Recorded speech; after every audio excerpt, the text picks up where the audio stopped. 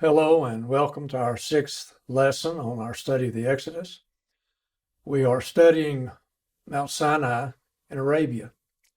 In our last lesson, we considered some ancient sources that place Mount Sinai in the northwestern section of Saudi Arabia. You'll notice on this list the Septuagint, Philo of Alexandria, Joseph, Demetrius, Origen, Eusebius, Jerome, all of those ancient authorities and historians from Christian, Islamic, and Jewish backgrounds state that this is where the mountain is located. The Apostle Paul said the same thing in Galatians 4:25, Mount Sinai, Paul said, is in Arabia. Then why do we have this map in the back of our Bible, where Sinai is located over here west of this finger of the Red Sea, the Gulf of Aqaba, instead of being over here in Arabia? Why do you have this map in the back of your Bible? Because of Queen Helena, this one woman, the mother of Emperor Constantine. Under her influence, Constantine moved the Roman Empire under Christian rule. The queen built monasteries around sacred places. She built monuments and also built one in what is today called the Egyptian Peninsula. Though she never stepped foot on the Egyptian Peninsula, she claimed that Mount Sinai was located there. And when she stated that, that became the law of the land. No one dared question the queen for hundreds of years, despite the fact that there's absolutely no evidence for the queen's claim. The evidence is in northwestern Saudi Arabia, this very barren and desolate area that has not been touched for 3,500 years. That is the area where God's people traveled during the Exodus and made their way to Mount Sinai. We talked last time about the well of Moses being located in Al-Bad, which in ancient days was called the city of Midian. That's where Jethro, Moses' father-in-law, lived. That's where the caves of Jethro exist, and that's where Moses' well exists. And there you see a photo of it. And the officials and the Bedouins in that area still refer to it as the well of Moses. And then we also noticed that the caves of Jethro in our last lesson are located there. And also 15 miles from there, you can see Mount Sinai in the distance. We also talked about the split rock of Horeb. God brought water from this rock. He split this huge rock, a rock that stands almost 60 feet into the air. And from that rock, water flowed into the desert like a river. The erosion is still there. The bed of erosion is still there, running right into the desert area. What caused that erosion? They don't get rain in that area. Very little. We know why. God's miracle. And the evidence is still there. In Exodus 9:2, after the Israelites set out from Rephidim, they entered the desert of Sinai, and Israel camped there in the desert in front of the mountain. The Saudis still consider this mountain to be holy, and since that's true, we would expect to find some topographical evidence around this mountain. God's people were there for right at a year. With that many people, over 2 million people being camped around that mountain, you would expect some evidence to be left there for us to consider. The Saudis have built a fence around it. They declare it to be an archaeological area. And at one time, it was illegal to even enter the land of Saudi Arabia, and you would be arrested if you did so. The mountain is just below 8,000 feet, and it's very difficult to climb. You'll notice that it has a blackened peak. In Exodus chapters 20 through 23, Moses receives the 10 Commandments and the covenantal law. In Exodus 24, 4 and 5, Moses then wrote down everything that the Lord said. He got up early in the morning and he built an altar at the foot of the mountain and set up 12 stones representing the 12 tribes of Israel. Then he went and sent young Israelite men, and they offered burnt offerings and sacrificed young bulls as fellowship offerings to the Lord. And so you would expect to find some evidence concerning this altar, since very few people have been around the foot of that mountain, and since it has been untouched for so many years, you would expect to find perhaps an altar. And that's exactly what you do find. Here is the altar that Moses erected by God's command and direction. He told him, do not use hewn stone, use normal stone that you take from the ground and build an altar. He didn't say the same thing about the 12 stones representing the 12 tribes of Israel. They could be hewn out, and that's exactly what they did. And you can see that those stones are still on the ground. The 12 stones representing the 12 tribes of Israel. That altar, again, is still there. The round stones are nearby. And in an archaeological survey, the investigators found a layer of ash, charcoal, organic materials, and bones in this altar site. You can see the chute. You can see the altar. The 12 stones are nearby in the area. And not only the 12 stones, but this altar. Evidence at the base of this holy mountain. The Saudis are beginning to allow tourists. And you can see in this photo that they are walking around the stones in that area. In Exodus 19:3, Moses went up to God, and the Lord called to him from the mountain. The Lord said to Moses, go to the people, consecrate them, have them wash their clothes. Be ready by the third day. For this reason, on the third day, I will come down on the mount in sight of all the people. That's what makes this mountain so holy. God himself made himself present before his people on this holy mountain of God. Put limits for the people around the mountain, God said. Be careful that you do not go up the mountain or touch the foot of it. Don't touch it. Whoever touches the mountain shall surely be put to death. That tells us how holy God is and how unholy we are. He shall surely be stoned or shot with arrows if he does so. At the foot of the mountain, underneath some of the rocks around a particular area, you find this painting. It's been preserved because it's shaded from the sun. But you'll see the figures, they've got a bow and they've got arrows. Could this have been the boundary warning for the Israelites shot through with arrows? In Exodus 19 and verse 16, on the morning of the third day, there was thunder, there was lightning with a thick cloud over the mountain, and a very loud trumpet blast. Everyone in the camp trembled. Moses led the people out of the camp to meet with God, and they stood at the foot of the mountain. Mount Sinai was covered with smoke because the Lord descended on it in fire. It's the only mountain in that area that still has a blackened peak, and some believe that it was blackened when God descended upon it. In Exodus 24:12, the Lord said, come up to me on the mountain, and I'll give you the tablets of stone with the law, with the commandments that I've written for their instructions. Moses entered the cloud on the mountain. He stayed on the mountain 40 days and 40 nights. That's a long time to be gone from his people. God gives Moses instructions while he's there during that period of time. Why would it take 40 days and 40 nights? He's going to give him a lot of instructions. In chapter 25 of Exodus, we read that he gave him instructions about the ark, the table of showbread, and the lampstand, the golden lampstand that we'll talk about in a few moments, the menorah.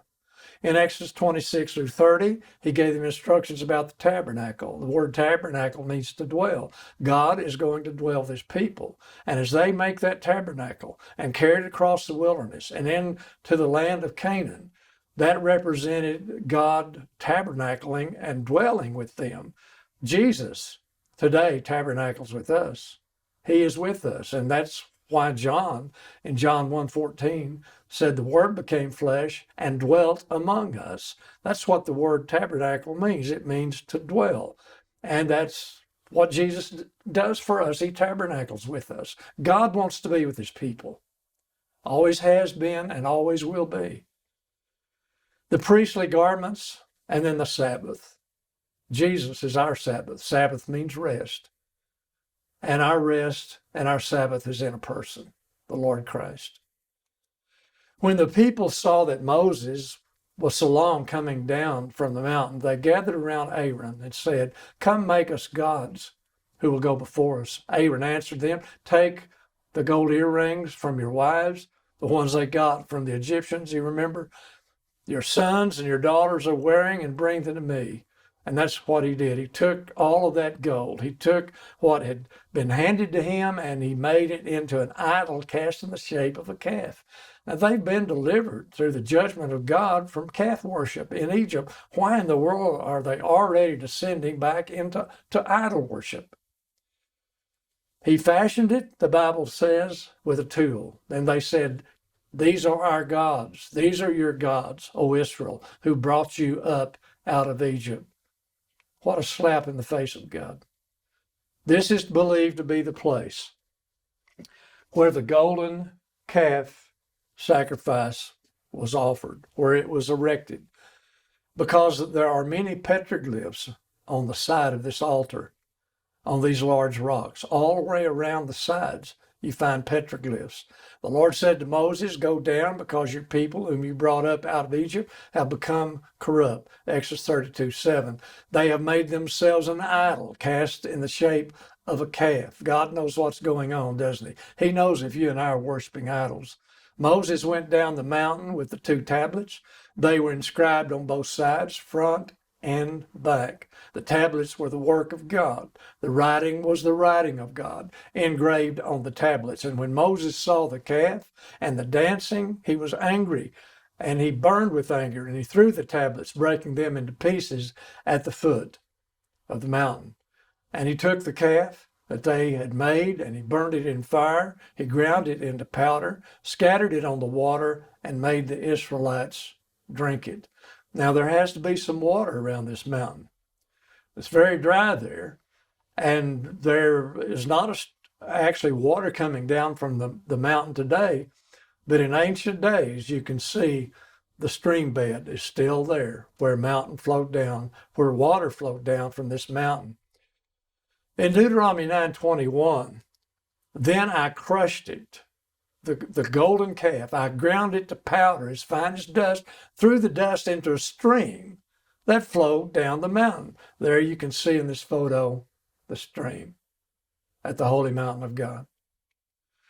The top of the altar has been ground down. Some believe that this is where Moses grounded down the golden calf. Just think about that for a moment. After the golden calf incident, many people died because of their rebellion. When you read the text, you find out that God's wrath came down on his people, and many lost their lives that day. 3 miles east of Mount Sinai, there appears to be a massive pre-Islamic cemetery. It was discovered. The Saudis have already built a fence around it, and they declare that to be an archaeological site. They don't want anybody digging there. And there is the photo of the cemetery. There are stones everywhere in that area. We're looking for evidence, and we've already seen altars, stones representing the 12 tribes of Israel. All of these things are important. There are the petroglyphs on the side of the large altar that we talked about earlier. You can see many of the Apis bulls. And according to the Bible, the worshipers of the golden calf say, "These are your gods, O Israel." Here you see another close-up of the Apis bull that was worshipped by the kings and pharaohs in Egypt. And the reason is because the bull is a symbol of strength and power against your enemy. An archaeologist was flown in from Riyadh University, and he said these are Egyptian-style cows and bulls on the golden calf altar. You don't find them anywhere else in Arabia. You would only find them in Egypt. He told them that this style petroglyph was not found anywhere else. And there you see all around the mountain other petroglyphs. And here, Dr. Kim is pointing to the oldest image of the golden oil lampstand that has ever been found. You can barely see it, but right there it is. I'll show you a close-up of it in just a few moments. But you remember that this lampstand was designed by God himself at the foot of Mount Sinai, the very place where God's people are. He gave Moses instructions on how to design this menorah, this golden lampstand that was to light the tabernacle and represent the triune Godhead, the God who gives light and life to his people. He still gives life and light to his people. That's what this golden lampstand represents. And it's solid gold, representing God's purity. It's not wood overlaid with gold. God said to Moses, you make it pure gold. They had plenty of gold. They got it from the Egyptians. And there you see the close-up of the menorah. You'll see that it has the 7 lampstand holders, that one's in the middle, 3 on each side. But that's what God told him to do. Notice in Exodus 25:32, 6 branches, God said, are to extend from the side of the lampstand.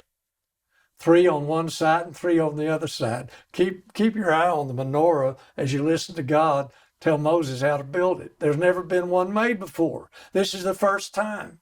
It's the first image. Why is this the first image of this menorah? Because this is the very place where it was made, under God's instructions.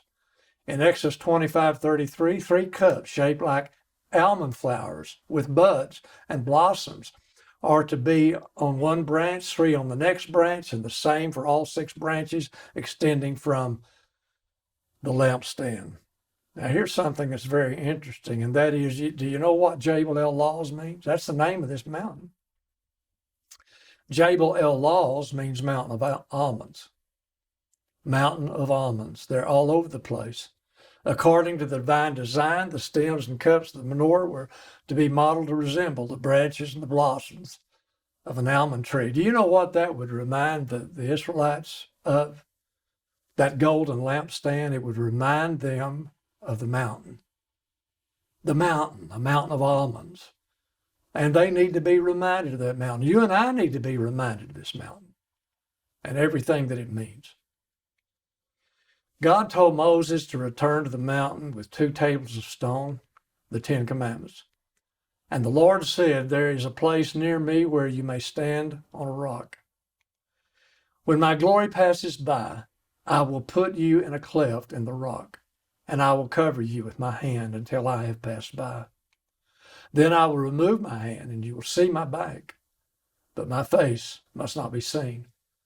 And so we would expect to find a cleft in a rock on this mountain. And that's what you do find. At the top of Jabal Lawz in Saudi Arabia, the mountain of God, Mount Horeb, here is this cleft in a rock where Moses was hidden from God. We have a song that we sing, Rock of Ages, cleft for me, let me hide myself in thee. Well, Moses didn't hide himself, God hid him. God just said, you get in the cleft in the rock, I'm going to put my hand in front of you and I'll hide you from my face. So there's the evidence.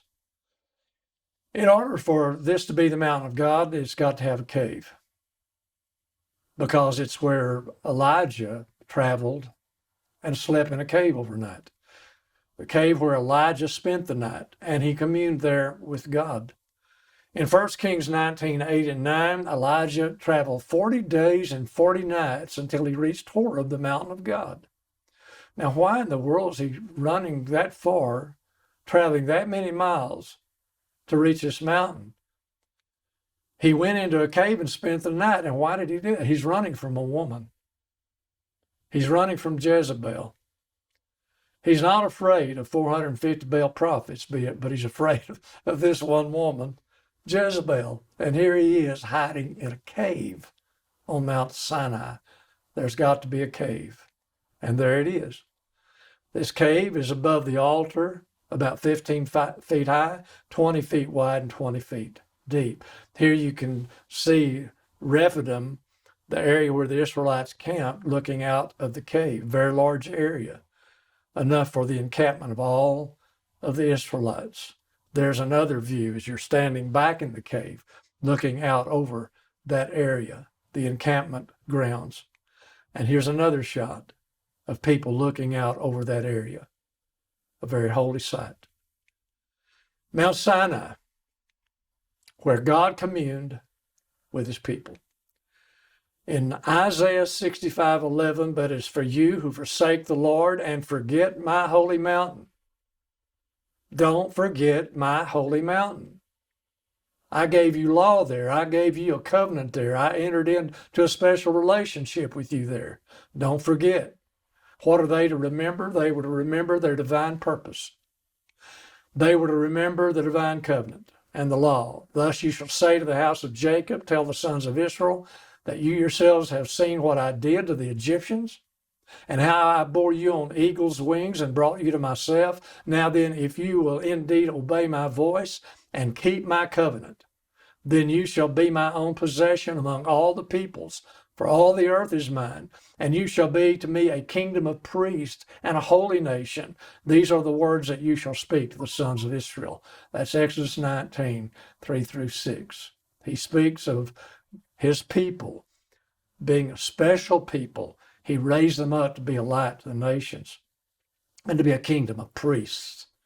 And so, a priestly kingdom among the nations, a people set apart in holiness and devoted to God, a model of consecration.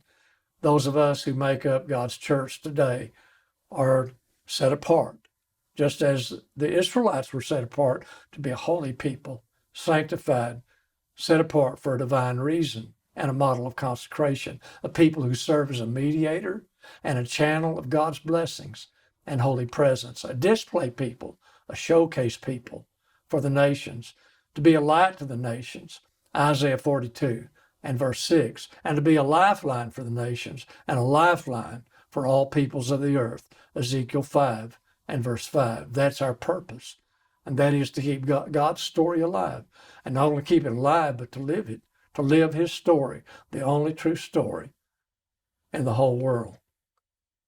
We're grateful that you've been able to be with us today in the study. We hope that you will be with us in our next study as we cross the wilderness with God's people and enter the land of Canaan and conquer the city of Jericho. We look forward to being with you until then.